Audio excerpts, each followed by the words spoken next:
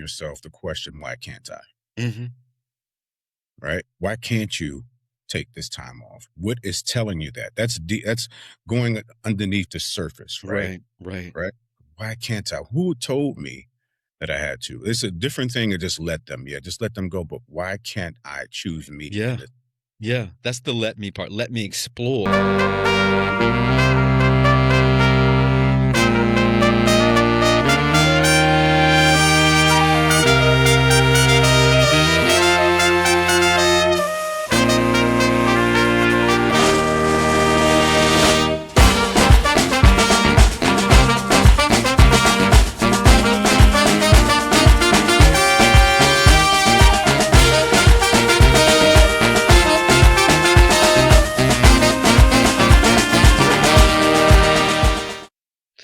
Welcome to the What's the Revolution show, a show for men and the people who love them, where we discuss how men can find and embrace the revolution within themselves, where people can find and embrace the revolution within themselves. I am your host, Dr. Charles Corprew.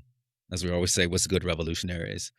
I hope all is well and that you are doing your thing and that you have sat in your community.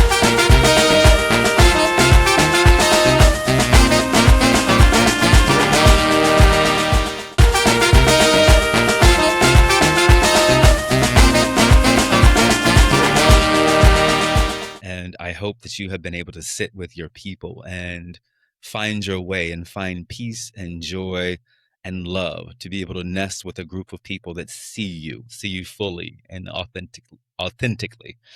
I hope that you have been able to move through not only your goals, but the revolutions that will help you fulfill those goals. Because we always say every goal needs a revolution and every revolution needs a revolutionary.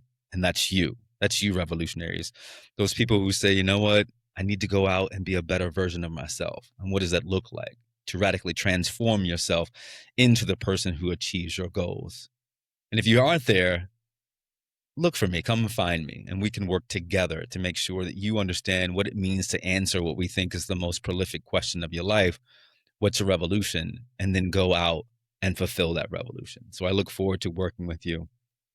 As always, I am fortunate to go out into the world and meet prolific, dope-ass Black men who are asking and doing great things, asking great questions and actually doing great things in the world. You've been with me for almost 9 years now, and probably at the release of this show will be after our 9-year anniversary. And you know that we've talked at length about what relationships mean to me and what it means to you. And so I've been fortunate over the years to have some wonderful guests to come on and talk about what it means to be involved in and to be a part of a healthy relationship. And I met this brother, Bashea Williams, author of Dear Future Wife, A Man's Guide and a Woman's Reference to Healthy Relationships, from one of your favorite guests, Armand Davis. If you remember that show where Armand was tremendously open and transparent, not only about his life and his journey, but also about his relationship with his wife and how they go 51-49 when necessary. It doesn't mean that he's always 51 and that she's 49. It flips depending on who brings it to the table. And so I want to continue to have this conversation with you, revolutionaries, about what it means to have and be in a healthy relationship. So Bashea Williams, author and renowned therapist, welcome to the show. How are you, brother?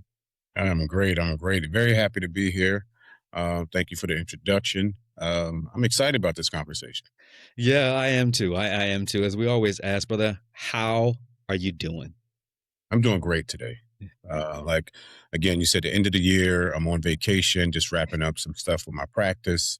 I have one more payroll that I have to do.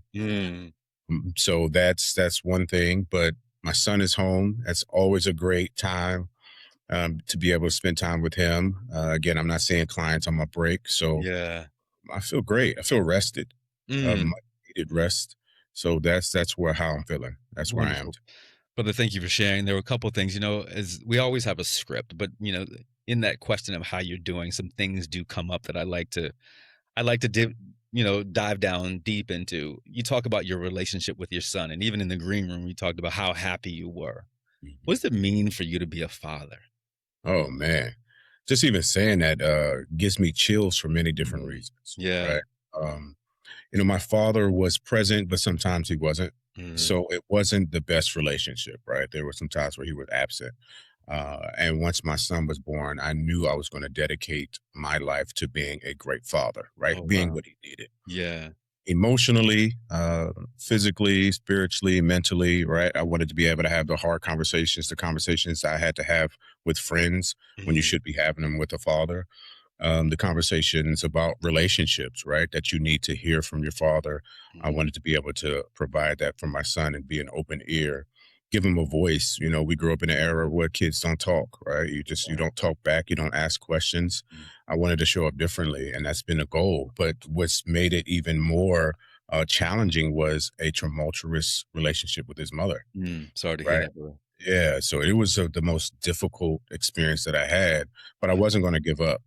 Um, and it paid dividends, right? We have an awesome relationship, Yeah. despite the challenges. He never experienced or saw what I was experiencing. He later found out things, but I never bashed or anything like that. It's just keep Mm. a cool head and go in there and be the father that I needed to be, right?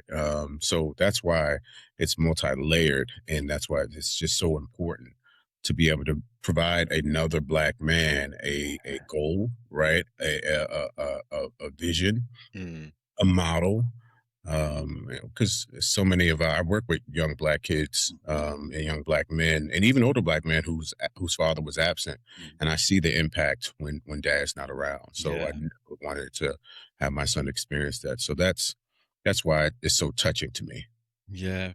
Brother, thank you for sharing that story. And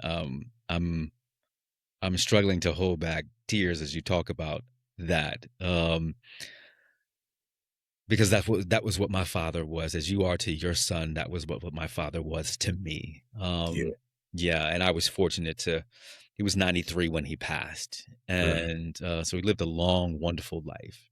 yeah, But my father was my not but, and my father was my best friend, mm, and, but early on in his life, he was the disciplinarian, and, disciplinarian in a sense, it was positive because he never put his hands on me, never raised his voice at me, but he was this stern figure that I knew if he came into the room and he called me by my nickname, Revolutionaries, he called me Chucky. Uh, mm, but I knew the way that he said it, I was in trouble. yeah, yeah, absolutely. Yeah, I was in trouble. And then we would have a conversation around what I had done because, I probably had done something to be in trouble. And and then we would talk about it, and then he would levy some sort of punishment and then we would move on.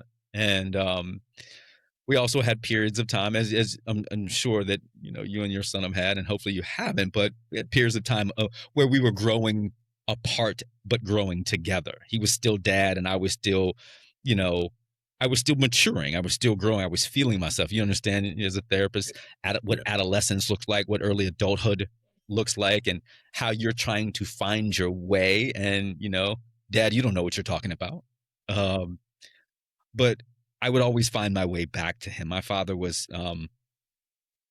my North Star, and it sounds like absolutely. that you are providing that North Star for your son, and Yeah, that is a wonderful thing to have when, especially as your son goes out into the world and the waves start crashing. You know, it's interesting to be able to look back to the shore and know that pops is my light. yeah, Yeah, yeah, yeah, and right. that's a wonderful thing to have. So I applaud you for pouring into your son, and I'm sure that he is grateful to be in space with you. And I know that as my father and I grew, um, we just became the best of friends. And there wasn't a time that I wouldn't walk into the house where we would laugh together, just laughter and play.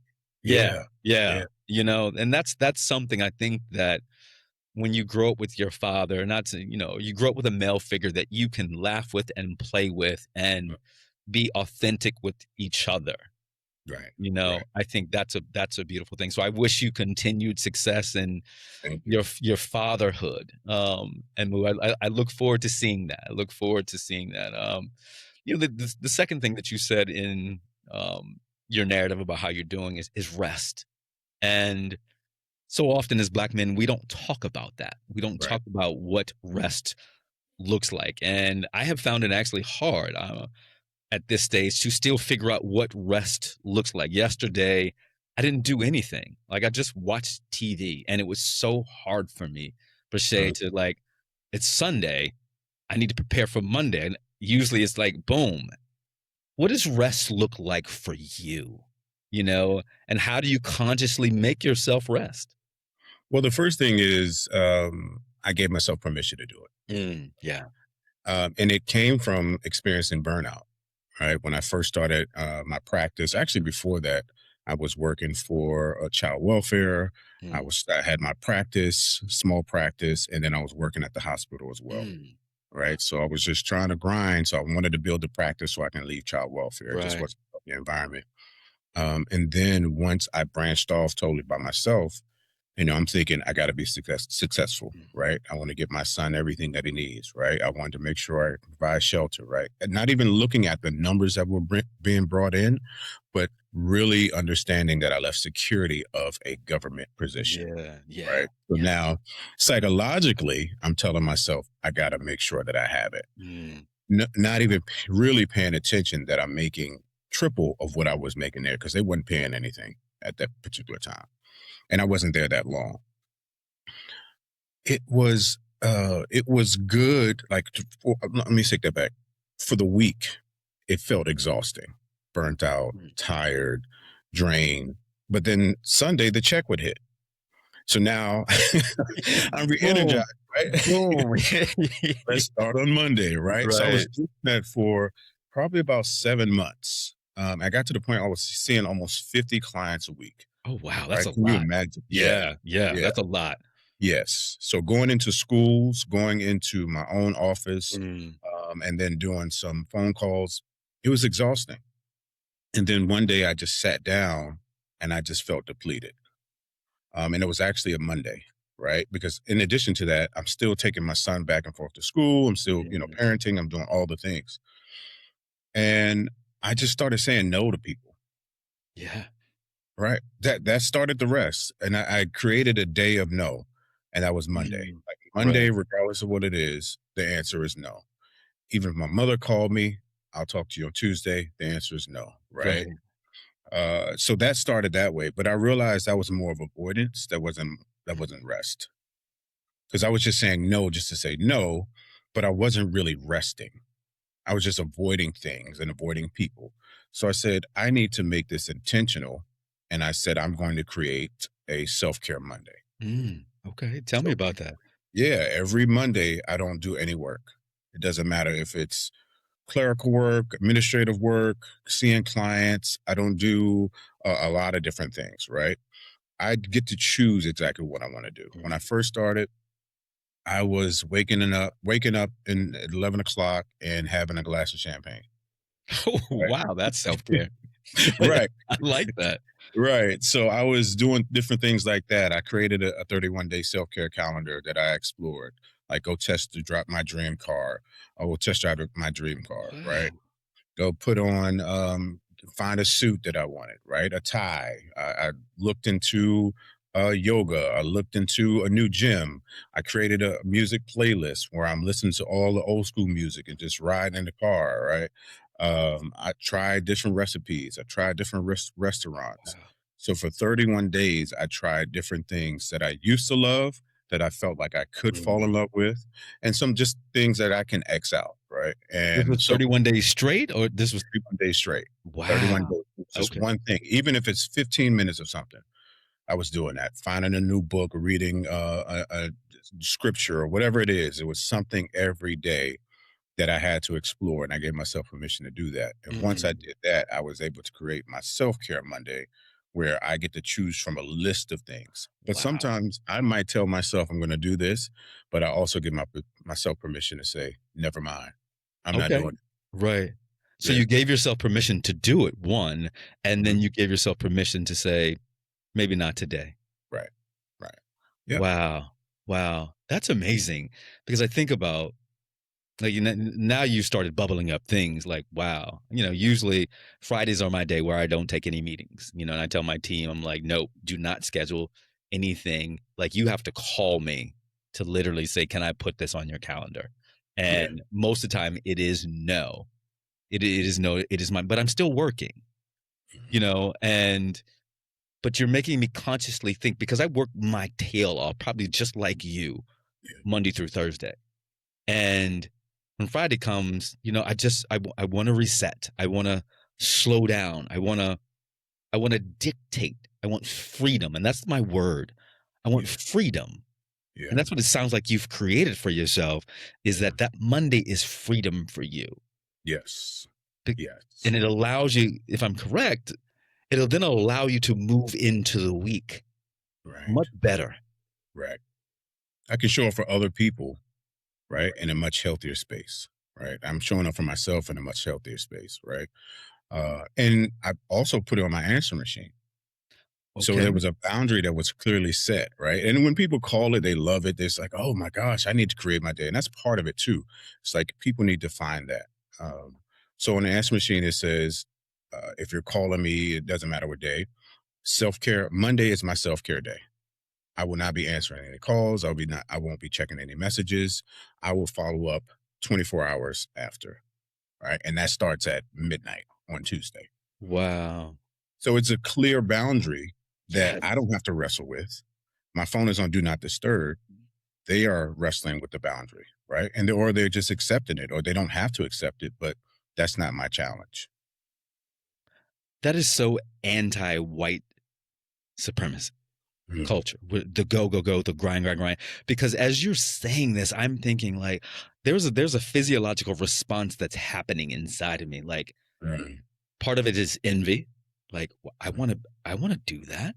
Mhm. you know, I want to give myself permission to do that. To like, and then the second is like, why can't I? Why can't I give myself the permission to do that? Right. Um, and and it almost feels narcissistic, you know, Mhm. let's talk two psychologists talking to. It almost feels like you're not that important, Charles, where Mhm. you cannot do that. The world doesn't need that much of you that you cannot do this. It doesn't mean that you're not going to be as productive the rest of the week, but Right. it means that you can show up as you say, as you need to. Mhm. Mhm. Wow, that's a revolution. Absolutely. Absolutely. And I tell clients, one of the things that I had to get over myself was, what if a client needs me on Monday, right? And we tell ourselves we're constantly needed. Mhm. So I'm convincing myself I need to make myself available for that. What I'm doing is creating a relationship, a codependent relationship with a client. Yes, yes. You depend on me, I'm dependent on you, right? It's an unhealthy relationship. So I'm giving you the skills to be able to manage yourself. And if I'm showing you that I need to restore, replenish, rest, then you're taking that skill you're seeing me doing and says, okay, my therapist is doing this as well. So it is possible. It doesn't have to be all day, right? I work other days and Yeah. so many hours that I created the, the environment and the opportunity for me to take one day, right? But even if it's an hour, even if it's 15 minutes, sometimes I tell clients get up from your desk for 15 Yeah, minutes, yeah. turn your head from the screen. Put this Yeah, down. yes, put that down. Yeah. Exactly, exactly. Bashea, that's a beautiful thing, and it thank you for seeding that in me and allowing me to imbibe that and to work on giving myself permission Mhm, to do something like that. I'm reading Mel Robbins' the Let Them theory, and it's mhm, really interesting about like that people pleasing part of me that I'm working through and big like let them mhm, and it's interesting that she's come up with these very very simple things to write these masterpieces of books, but let them and let me, and that's the thing. The world is not to me, it is by me. If I'm thinking mhm. about the 15 commitments of conscious leadership, and so if you think that I get to dictate the world, thinking through that, thank you for that, I appreciate that. You talk But about the I relation. want to point out Go ahead, something go ahead, real please. quick because this is the most important question, and I work with a lot of men. Is that and when you started to explore that, right? When you're asking yourself the question, "Why can't I?" Hmm. Right? Why can't you take this time off? What is telling you that? That's going underneath the surface, right? Right, right. Right? Why can't I? Who told me that I had to? It's a different thing to just let them. Yeah, just let them go. But why can't I choose me in Yeah. this? Yeah, that's the let me part. Let me explore Mhm. why. Can't Yeah. I'll give you another thing, Bashea, it's interesting. Working for my organization. I'm always fiscally conscious when it Mhm. comes, you know? And that comes from a mindset like when I'm out and I got the company credit card. Well, let me find the cheapest thing or let me find the cheapest trip or the cheapest flight or the cheapest car or whatever. But then I'm Right. also realizing that my colleagues are not doing the same thing. Right. Right. And so it comes back to, well, who told me that I needed to Mhm. Mhm. find this? Mhm. And who told them that they could? Right. You Right. know? And I had to get in that break out of that mindset. I'm still working through that. So it's interesting that there's work to be done. Like who told me and why have I internalized that and continue to practice that Mhm. when the world often doesn't move that way. And particularly the world doesn't move that way if folks don't look like me and you. Exactly. Yeah. Like, yeah. Yeah. That's the challenge, right? Because That's we're the not challenge. dealing with the societal norms. We're dealing with the infrastructure, right? We're dealing with how we look and how we show up and Yeah. expectations that weren't just put on by society, but our families have told us and ingrained us. And we're still fighting some of those old challenges and those old narratives because they simply are true, right? But parts of that is even if they are true, why do I need to participate? Why do I need to participate in them? And that's the question. Why? And that's those mindsets are the things that hold us back. Yeah. Yeah, and oftentimes when I'm working with men, and coaching leaders, the revolution that they have to actually undertake is not anything like big in front of them. It is the mindsets that we have. It is the faulty mindsets that hold us back. And I say hold us back. I'm a part of it. Yeah. It is Me the too. faulty mindsets that hold us back. I want to move this conversation because it's interesting. We spent the last couple minutes. Yeah. I'll give you another thing, Brochet. It's interesting. Working for my organization. I'm always fiscally conscious when it Mhm. comes, you know? And that comes from a mindset like when I'm out and I got the company credit card. Well, let me find the cheapest thing or let me find the cheapest trip or the cheapest flight or the cheapest car or whatever. But then I'm Right. also realizing that my colleagues are not doing the same thing. Right. Right. And so it comes back to, well, who told me that I needed to Mhm. Mhm. find this? Mhm. And who told them that they could? Right. You Right. know? And I had to get in that break out of that mindset. I'm still working through that. So it's interesting that there's work to be done. Like who told me and why have I internalized that and continue to practice that Mhm. when the world often doesn't move that way. And particularly the world doesn't move that way if folks don't look like me and you. Exactly. Yeah. Like, yeah. Yeah. That's the challenge, right? Because That's we're the not challenge. dealing with the societal norms. We're dealing with the infrastructure, right? We're dealing with how we look and how we show up and Yeah. expectations that weren't just put on by society, but our families have told us and ingrained us. And we're still fighting some of those old challenges and those old narratives because they simply are true, right? But parts of that is even if they are true, why do I need to participate? Why do I need to participate in them? And that's the question. Why? And that's those mindsets are the things that hold us back. Yeah. Yeah, and oftentimes when I'm working with men, and coaching leaders, the revolution that they have to actually undertake is not anything like big in front of them. It is the mindsets that we have. It is the faulty mindsets that hold us back. And I say hold us back. I'm a part of it. Yeah. It is Me the too. faulty mindsets that hold us back. I want to move this conversation because it's interesting. We spent the last couple minutes talking about the relationship with ourselves. But you spend a line talk about relationships with others and intimate relationships and how they impact who we are and how we show up. Right. You wrote a book. I mean, and the title is compelling. Dear Future Wife. And I was going to dive in at another place, but you said something earlier about this relationship with your son that was encapsulated in a tumultuous relationship with a partner. Mhm. Was that the catalyst for writing this book, Dear Future Wife? No, actually, I wrote it in college in the Oh, year wow. 2000. I started to write, well, not the actual book, but I came up with the title, Dear Future Wife. And that was after a failed relationship. I was the romantic, like Me too.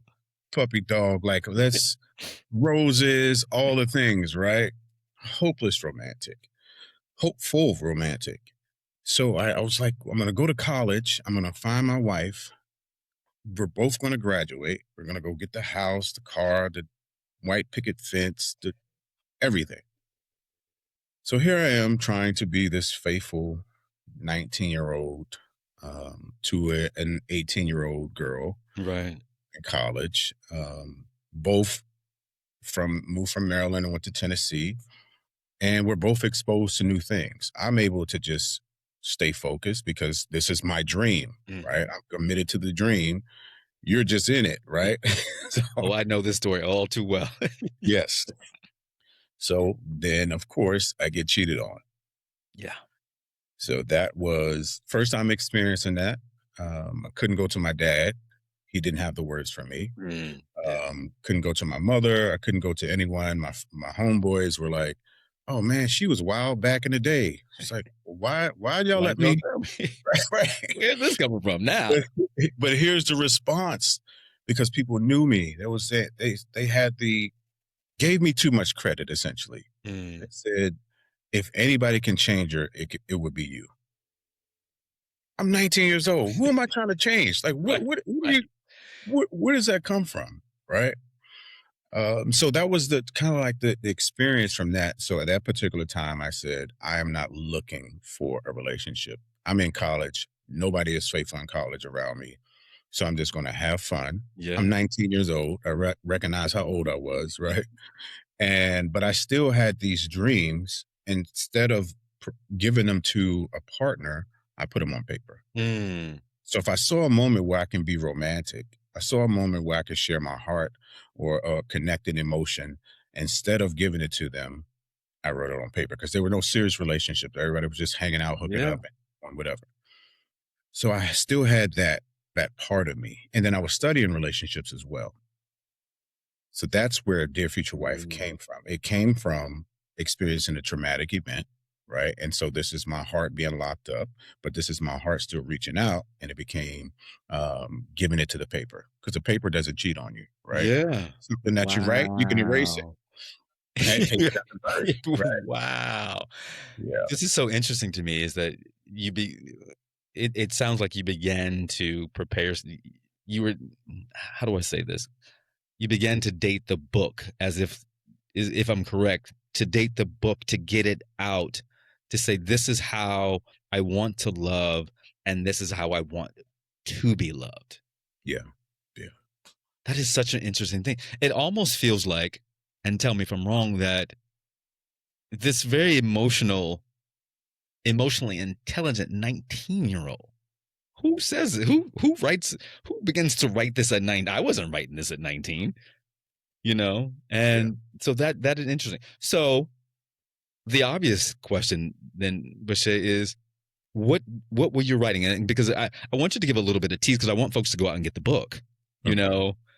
But what were the things that you were learning as you were writing the book? Because it's interesting because I didn't know this, that this 19-year-old began writing this book. What were you learning about yourself at 19? Because I'm sure I wasn't learning that at 19, even though I had the same that same heartbreak, that Yeah. same thing happened to me.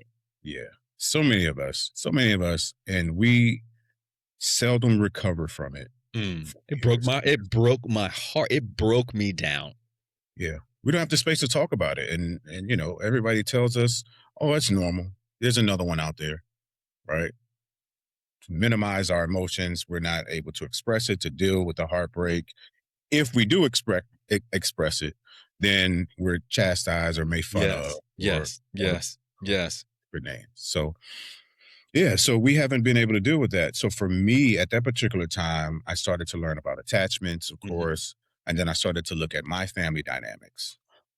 Mm. Right? So with a disconnected parent, with parents who are disconnected, right? So there were times where I would see my father bring back a rose. In my head, I would exaggerate the experience and say he brought a Mm, bouquet of roses, right? And I was like, that's how you're supposed to show up. And maybe that's the cure to their dysfunction, right? And so I started to look at it mm, in that aspect, right? Seeing them smile at particular times in public, right? But where's that at home? So now I'm exploring what it takes to be the partner, and be and receive a partner that knows how to smile at home, right? mm. What are the fun things that we should be doing? So I'm exploring, how do you get to know a person, right? Even with the flowers thing, I once talked to my mother about it. I was just like, well, you never really appreciated flowers. She was like, I'm allergic to flowers. Oh, wow. I said, does he know that? And she's like, no, he should know that because I don't accept it. I said, so we don't have communication. Mm, So yeah. now I'm writing about communication, right? What does it look like to express yourself when your needs aren't being met? What does it look like to express yourself when you want something that you're not getting? Yeah. And So that's we started breaking down the layers. yeah, and that's so interesting because I think about, brother, you were like punching me in the gut today with these things. Um, Not in a bad way. Yeah. It's just I'm feeling because my parents were married for 57 years. Mm, And my revolutionaries know but say that I don't want to get married. I'm not the, and I had to come to that open recognition that I don't want to be married. And people are, and I'm sure that you've heard people say, well, once you meet the right person, you'll want to get married. mm, They'd be like, well, and you saw marriage for 57 years. Your parents were married for 57 years. A number, in my opinion, doesn't mean anything. People choose right. to stay in relationships because, right? Yeah. In unhealthy relationships because they don't know any different. And I'm not saying that about my parents, but I also know that I saw their marriage and Yeah. everything that went with it. And I Mm, saw how that marriage affected them individually and how individually they parented me based on their experiences in their marriage. mm, okay. I'm saying this in code, but you know Right. exactly what I'm talking about. Yeah. Yeah. And um and so just being I have I tried, I was engaged to an amazing woman and I backed out. Mm, I backed out because I was like, this is not, I felt trapped. And I was like, mm, this is not for me. I don't want to be in this institution. Like literally, there was a physiological response that said, no, no, no. And revolutionaries have heard it, but I'll tell you this story. We went to go do our um, what do you call it when you get married? You send out a list of folks, our registry. okay. You would think, Bashea, that's one of the happiest days of a relationship. Like we're engaged, we're going to pick out what's going to be in our home and all the things. I was a complete asshole. Excuse my language. I mean, I was Mm, a complete ass. She ended up saying, "Let's go. I don't want to be here with you." yeah. And Yeah. that was my body and my way of saying, "Wait a minute. If you can't be happy on this day, you're not going to be happy on this marriage. Right. It's Right. time to go." And so it's interesting to pull out what you say, like communication and how that builds through relationships and being open and honest. Mhm. How did you see or where did you see positive signs of communication and positive signs of what it felt like to be in a healthy relationship that helped you write the book? In books, Okay. right? um, Cosby Show, Okay. right? Yeah. Yes. I even took some stuff from Good Times, right? Mm, Even though they were a lower class family, they still communicated, even it sounds frustrating, right? The end of it was the resolution, right? mm, Everybody came down, emotional right. Right. regulation, we're able to solve stuff. So I just studied relationships. So I took from those things um, what what I wanted to use, right? And I Mm, also the silence that happened in my household, I filled in the blanks, right? And I'm okay. just like, if this was just said, this would be different, right? Whether that's true or not, that's what I told myself. And then I started to get into relationships and started to practice some of these things. Didn't always choose the right person, of course. Right. But I started to practice those things and they were effective. And then I started to coach friends and Mm. help other people in relationships. And then I noticed the response to whenever I would post, because way before the book was just Facebook posts.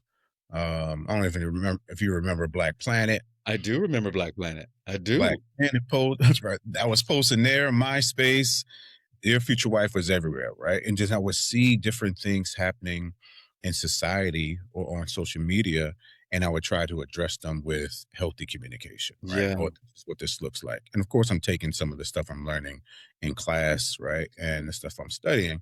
So I'm able to put it in layman's terms so people can understand where the dysfunction comes from, Yeah. right?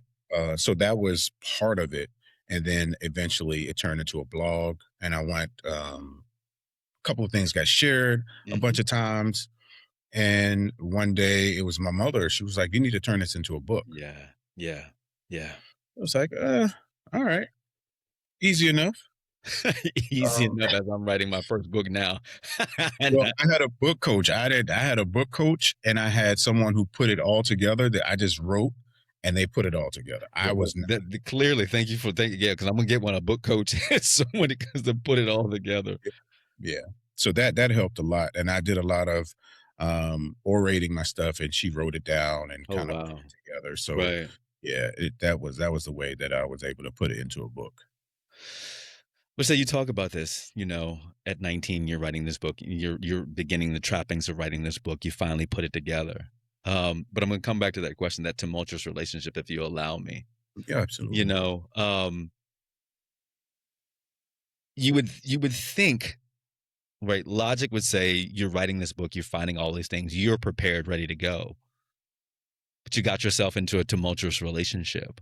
Mhm. How? How did you get yourself into it? And because I have found myself in many a tumultuous Right. relationship, and so I'm wondering. You've been doing all the research. You're now a psychologist. All the things you get yourself into this. How does that happen?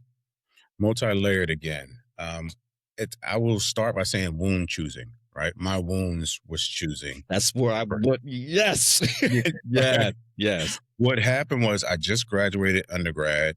I was going home before grad school. Mhm. And I was listening to the radio, and I had small aspirations of being on TV, doing some acting, maybe doing some radio. And I hear this commercial. It says, "Do you want to be on radio? Do you want to be on TV? You want to be on a show? Call in." I was just like, "Oh, this is my chance." Like I'm reintegrating back into the DMV because I'm coming from Tennessee, Right. and it's like, "Great, I'll be on TV. Cool." So I go and I found out it's a dating show. So immediately, I said, "I'm not doing a dating show. I'm not doing a dating show." But I met my son's mother there. She was a PA, Right. but then I asked her for her number, and she eventually gave it to me. What happened as we started to date? Um, Her family presented well, right? Mm, They were doing all the things that I wish my family were doing, right? mm, They had gatherings, big dinners, and stuff like that. So I'm integrated. So okay, this is the family. This is what family looks like, right? This is what I need. Simultaneously, I found out the truth about my dad. I created this idea of who my dad was mm. as a husband, Yeah. right? He's still dad. We had our Yeah. thing. Yeah. But as a husband, again, now I'm finding out my dad has a mistress, that the Mm, relationship has not been well, that the reason why they're sleeping in separate bedrooms has nothing to do with anybody snoring, right? Because that's the yeah. story that I've That's the been story you're told. told. Yeah. Right. Keep the family together. Keep Right. the harmony. Right. So I'm hearing all these things, and I'm also hearing it from someone outside of the family. So I find out I'm the last one to know. Mm, that's painful. Yeah. So I go to my family and I'm like, what's going on? Why isn't anyone telling me? And my mother was like, we wanted you to finish school. Just like I could finish school and know the truth. Like, this is, but it also highlighted the lack of cohesion, communication, trust. It highlighted a lot of different things with my family. So my idea was I'm going to show my family what family looks like. Very unhealthy Mm, thinking. I'm a young man. I'm still early 20s. And then again, wounds choosing. Her wound chose my wound. mm, She was wanting to get out of her family. Wow. unbeknownst to me, and we decided to have a child. We planned, right? We met in, I believe it was like January, and she was pregnant by July. Oh, wow. Okay. So there was no time of getting to know each other until after Mm, she got pregnant. yeah. So from that point on, once I remember everything changed. We were on the same page, and everything changed once she let her parents know. They wanted to expedite the process. We had our plan. It was like, oh, we're next in October. This is July. I was going back to grad school. I had planned everything for her to come with me and do all the things, right? High hopes. Um, but her parents were like, no, you guys are going to get married in October. Oh, wow. So it's like this shotgun wedding type of thing. So immediately I said, no, that's not what the plan is. Like we wanted, I'm thinking I'm showing up for her because she's been minimizing our Mhm. family. But then she kind of flipped on me and it was them against me. Oh, wow. I'm sorry to hear that, brother. Yeah. So it just went from that point on. Um, just custody. I had to eventually file for custody, Wow. which I actually I was able to get joint custody. But it was still times where she just wanted to move, just up and move, and so I had to Right. refile. And Right. there was a lot of emotional incest going on. There was a lot of different things happening that was just difficult to navigate. Yeah, brother, I'm sorry that you had to go through all of that. What resonates with me so much and what you're saying is wound healing or wound coupling, wound, Mhm. and I have found myself so many times in my life gravitating to and attracting people who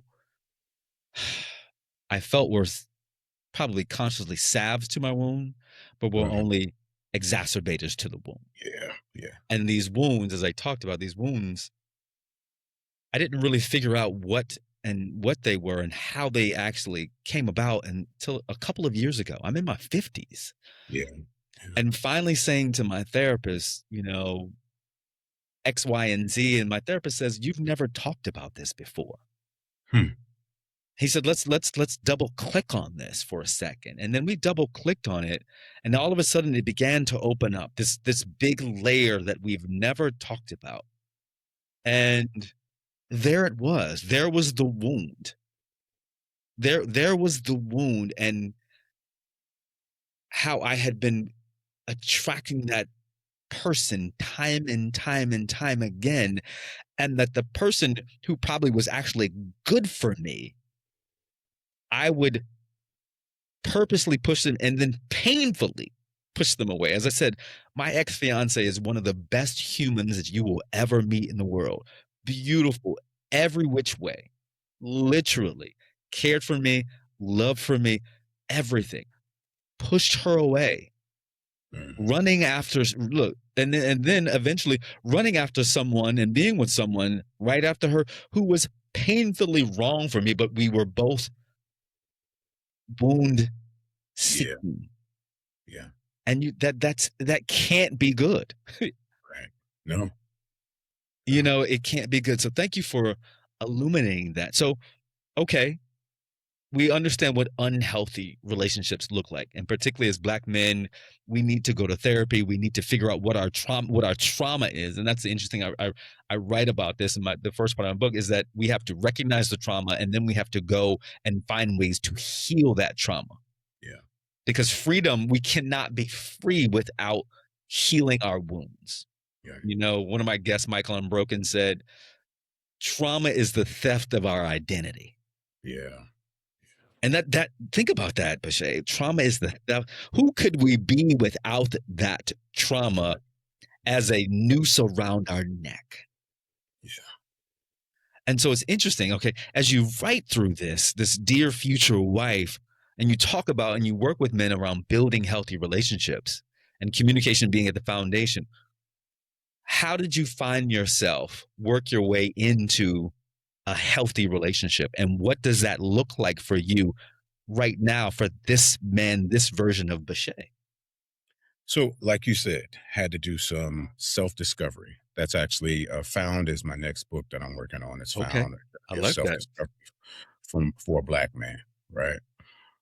So I had to figure out, although I can name it, I probably could talk about it all day, Mm, but it stood on the surface. I didn't do the work underneath it, right? I can tell you the story about my parents, but am I doing the work? Because even though I know the issue, am I willing to sit down with it and see how it's showing up mm. on a daily basis, Yeah. right? Because I can say that, but there's some abandonment there.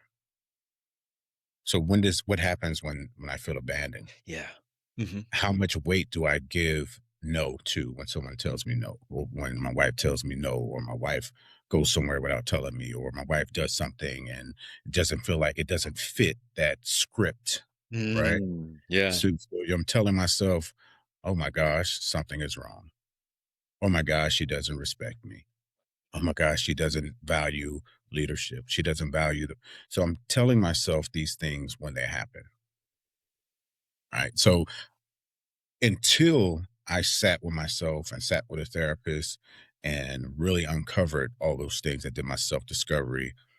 I was not going to be a healthy partner. Yeah. I was Yeah. going to be a codependent partner who has these unbelievable expectations, who tries to do, and that's mainly for me, who Mhm. tries to do everything perfect, try to save the day when sometimes you got to let people walk, right? Yes. Because Yes. you can't be the hero and rescue every person. But that was the story I was telling myself. I just recently posted about that. I posted something that I said, I think it was back in 2013. Oh, no, it was 2006. I said, um, Dear future wife, although I'm not the cause of your pain, I'm responsible for your recovery. It sounds like a bar initially when I first wrote it. When I sat with it, I'm not responsible for the recovery. I'm not responsible for the recovery, but I was telling myself that if there's anything wrong, I'm responsible for fixing it.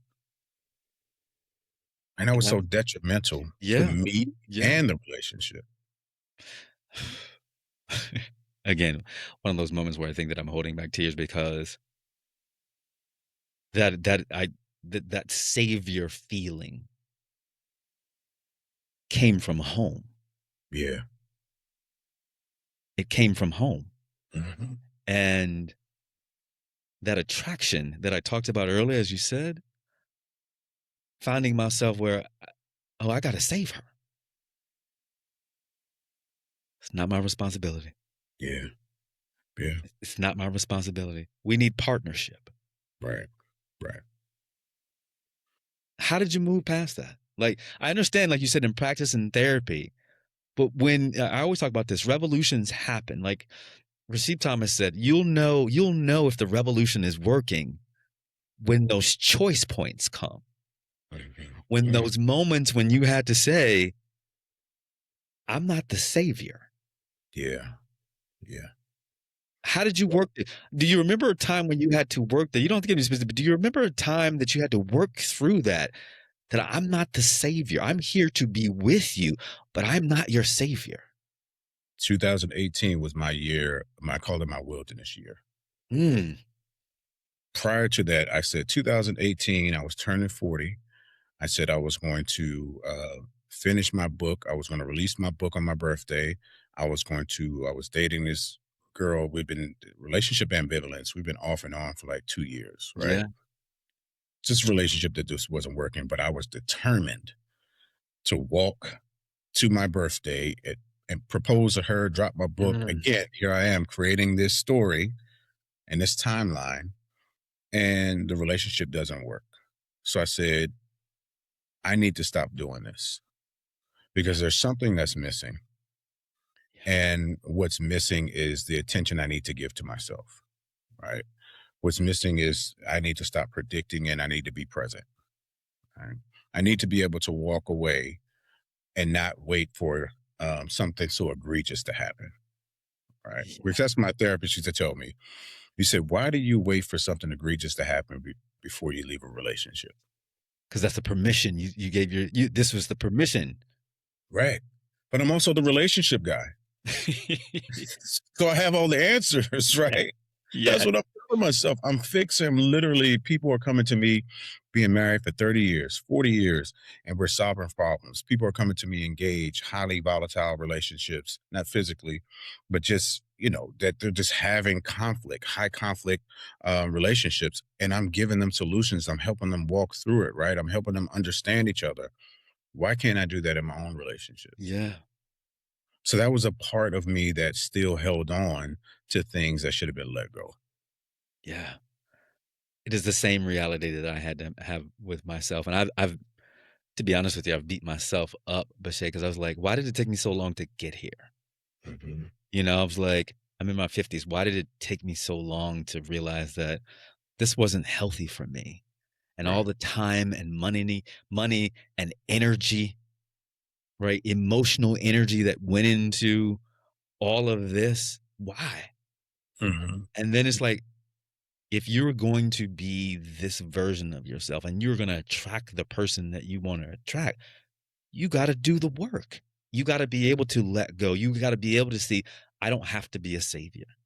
Yeah. You have to believe that you are a good man, regardless of whether you're the savior or not. You're still a good man. And that you can leave the versions of yourself behind that you don't like anymore. And it's okay. Right. It's Yeah. not Go ahead. Go ahead. no, I was gonna say it's not failure. A lot of times we see that as failure. Yeah, yeah. I had a version of myself that I called Corprew. Now, don't get me wrong, I love my last name, right? Mhm. And a lot of my friends call me Corprew, but that was a version of myself but that version was nefarious and selfish and narcissistic and all of the things because that version was trying to ensure that I didn't get hurt. Yeah. Yeah. But the pain that I inflicted on so many people in that version of myself. And I look back now, I'm like, I don't like you. My therapist had to say, don't dislike that version of yourself. Mhm. Understanding that you needed that version of you to get to this version that you can look in the mirror and say, I like you. I love you. You're the person that I want to be. Am I perfect? No, Mhm. but I'm Mhm. much better than who I used to be. And I can show up fully for my partner. And I also know everything that we've been through. I'm not her savior. Yeah. And at one point in our life and our time before this iteration of us, I was trying to be her savior and she left. Mhm. And I was like, but both of us are different people now.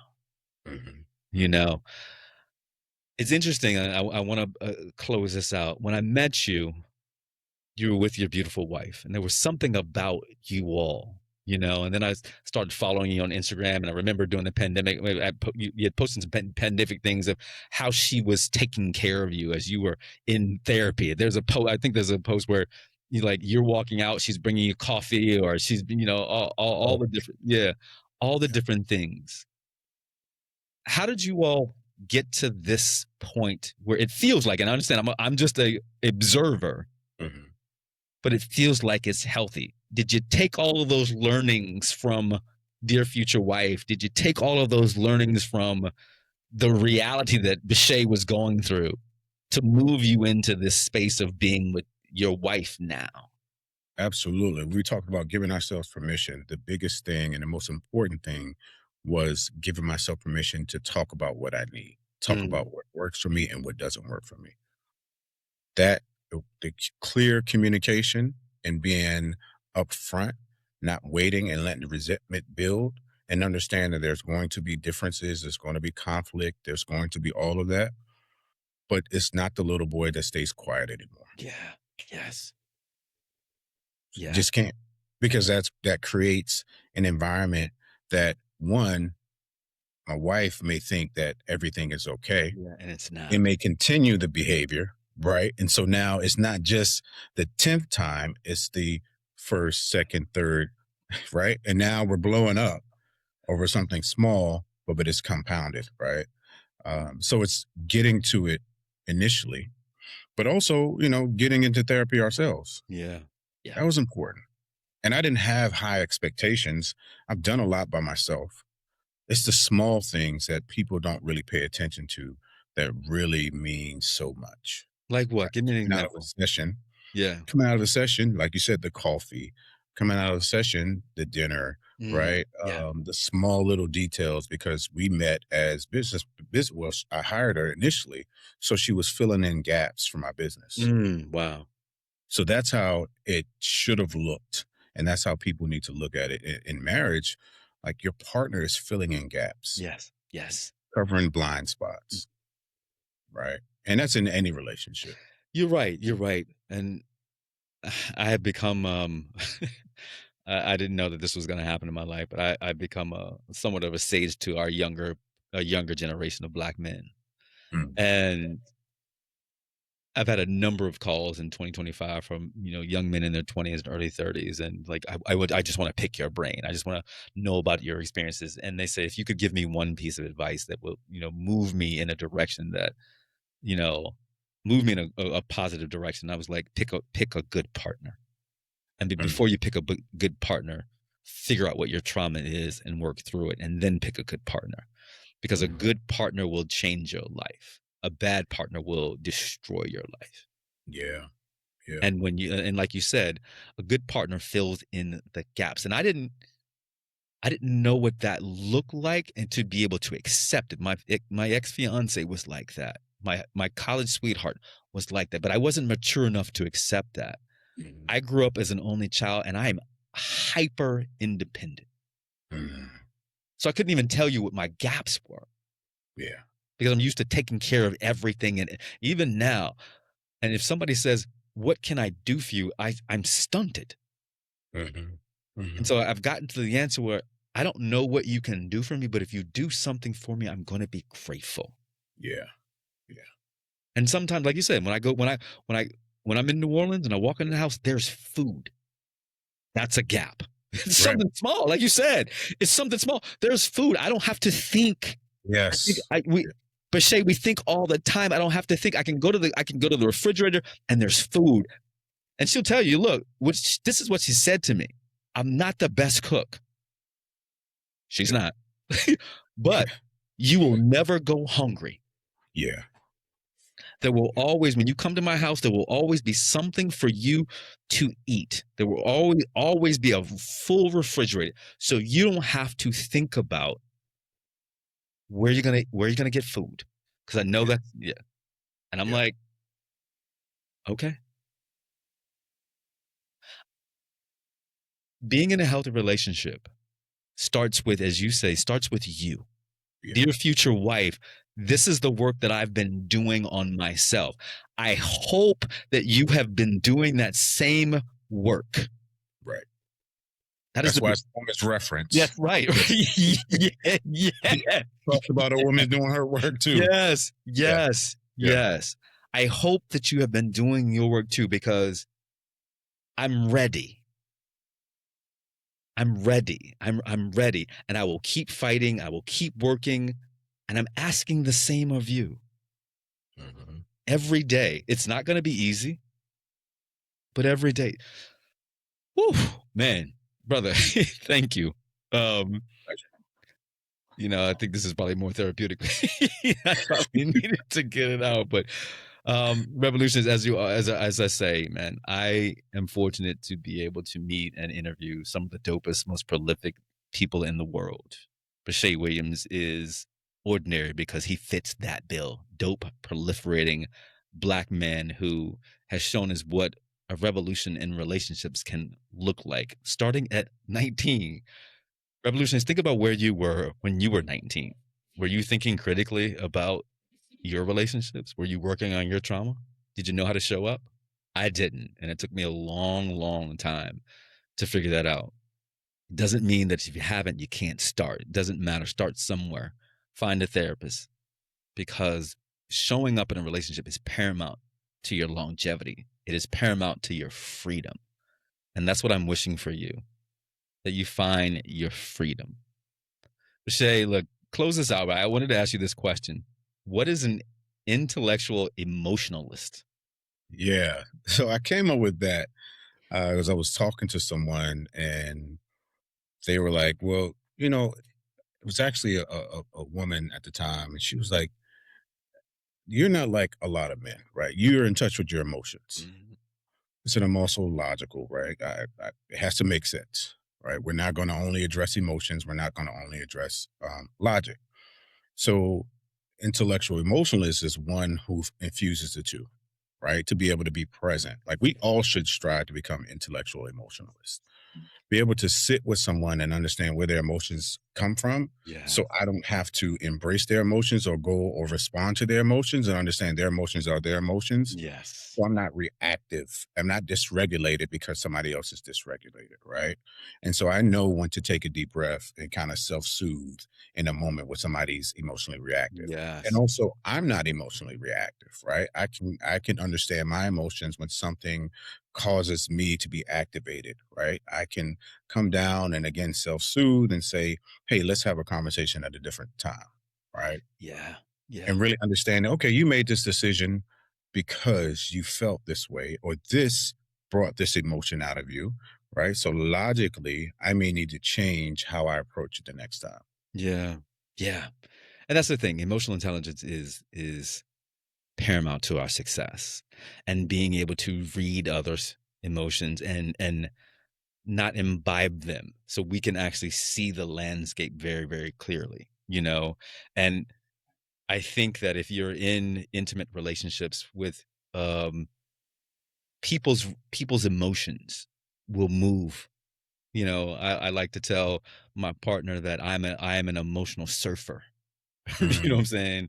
That I'm yeah, one of the world emotional surf, because her emotions go like this, and mine are typically, and I have to ride those waves. And I had to learn, like, I cannot I can ride the wave, but I can't take on the wave. yeah, yeah. You know, I can't take on, because if I do that,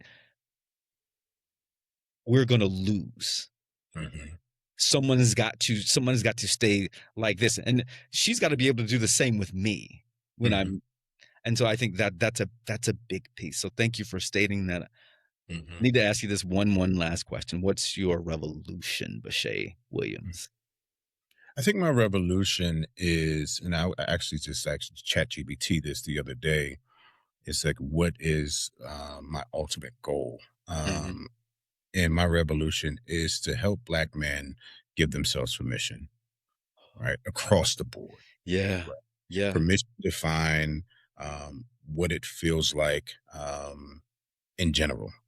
And I'll make it broad because we're not so in touch with our feelings. So if I say, what does it feel like if I talk to someone, they a Black man, sometimes we don't know what how they emote, right? And we don't know how to Yeah. connect their feeling to it. So what does it feel like to hear this, right? So yeah, just helping us really understand ourselves. Self-discovery is important. Giving ourselves the permission to be who we need to be when we need to be. Forget all these different labels that are Mhm. all over society, red pill, blue pill, the All these things. alpha wolf, alpha whatever, I just laugh at some of the terms. How present can you be to yourself in a moment? Yeah. The permission to be. Yeah. Yeah.